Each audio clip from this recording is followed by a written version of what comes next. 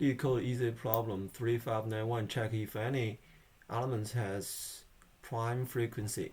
For this problem, we can just use a dict to count the frequency of all the elements in this array.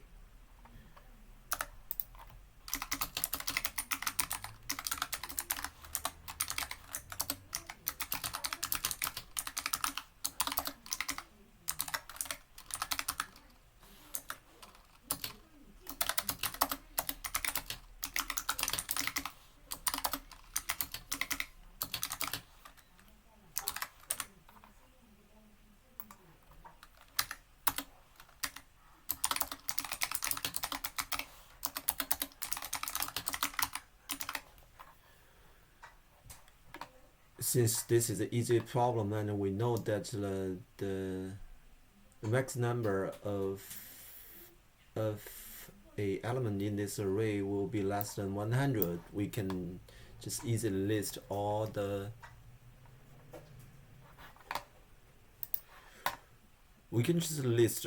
prime number that less than 100. Otherwise, we can have another function to calculate this, but it's the same thing.